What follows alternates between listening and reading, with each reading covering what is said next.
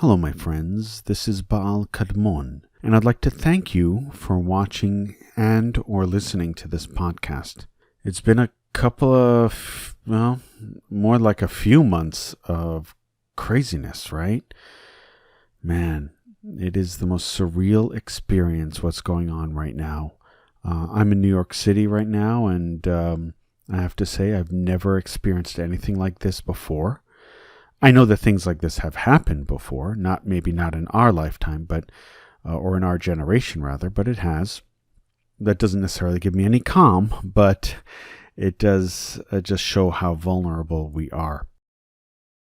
So anyway, today's podcast is going to be about my upcoming book, The Antichrist, A Man, a Myth, an Idea. In this podcast, I am going to read you 2 chapters from the book.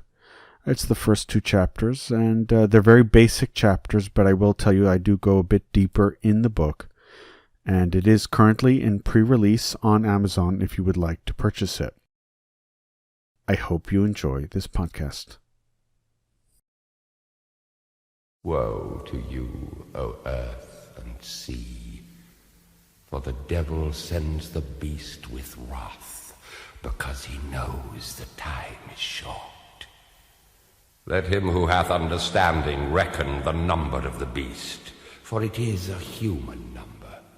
Its number is 666. Introduction. The Antichrist is one of the most feared and most anticipated figures in the Abrahamic religions.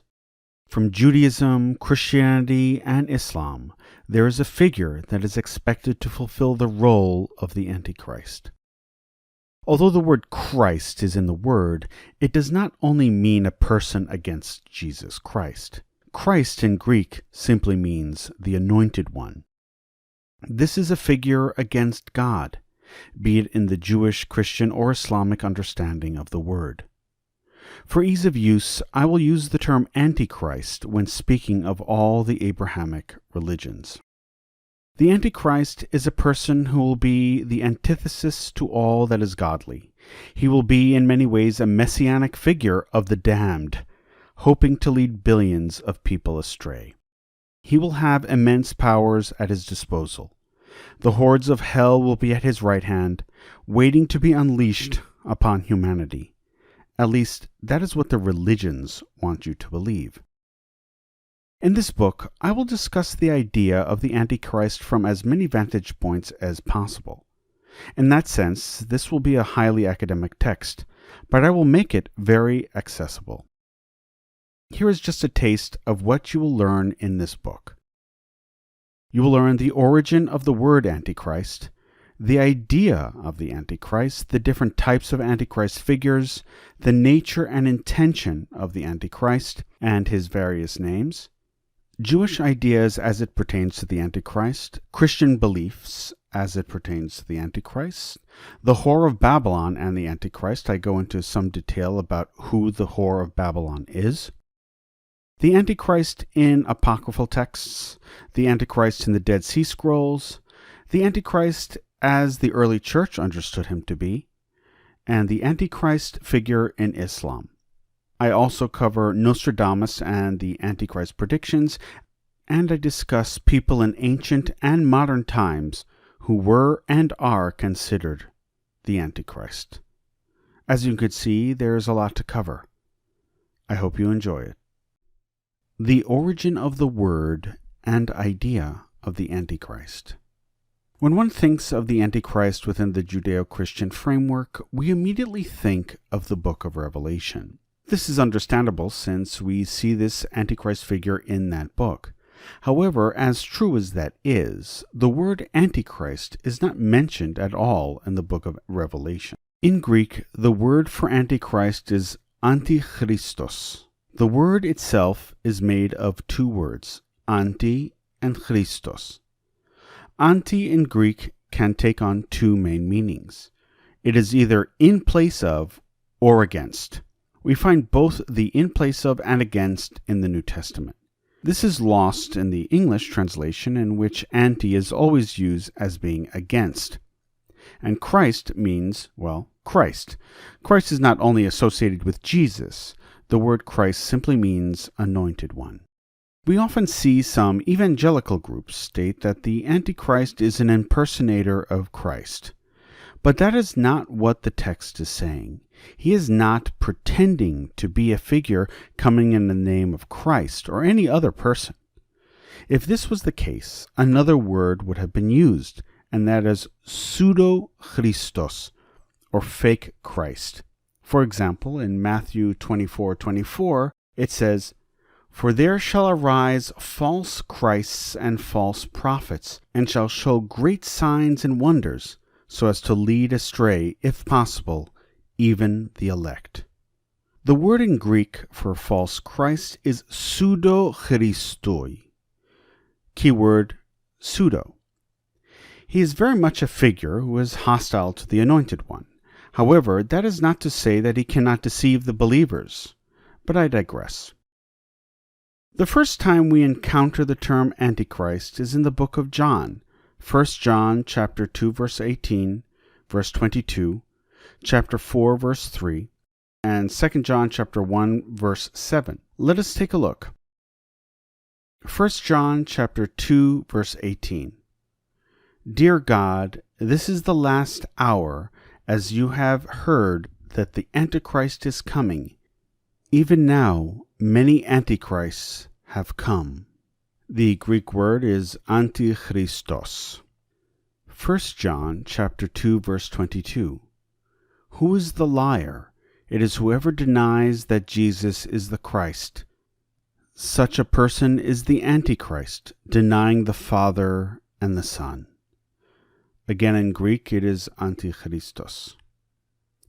1 John chapter 4, verse 3.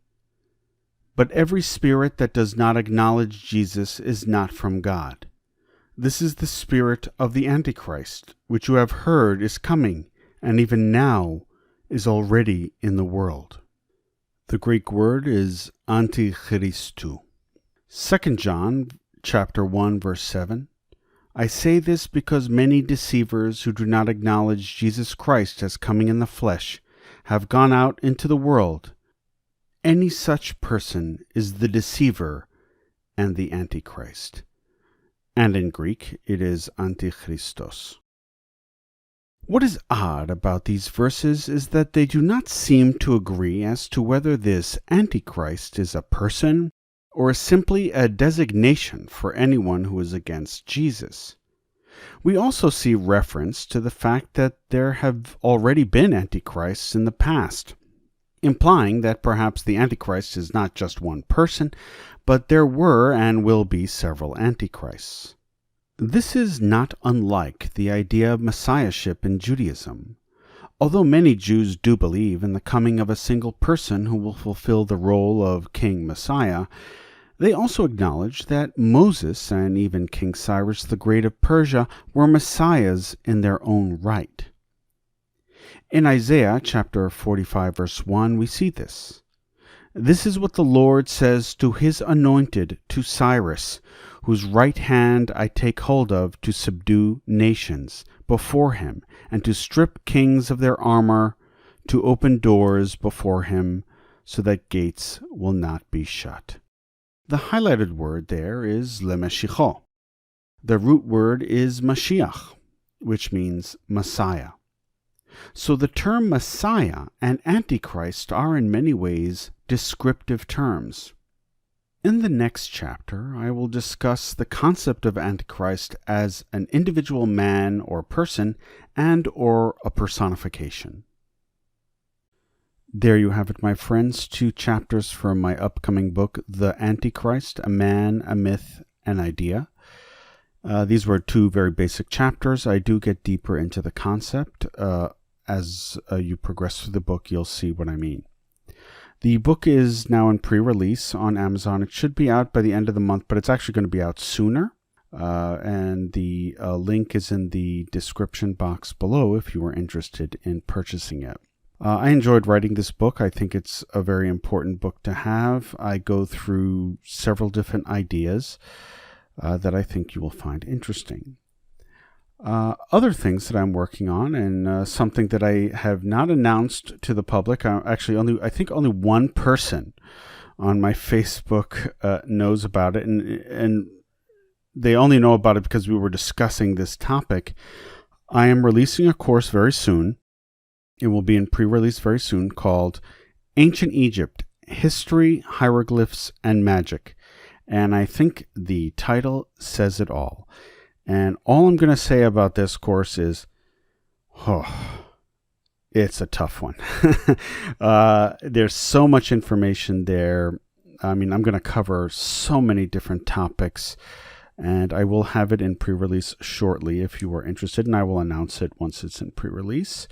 But I think you'll like it. There's a lot of information there. I mean, really. I mean, when you finish the course, you'll pretty much know as much as an Egyptologist. I will be honest with that, because I remember back in the day when I met some Egyptologists actually in the early 2000s, and we discussed this, and they were like, "Oh man, you need to get a PhD in this," and I discussed that actually in the course as well.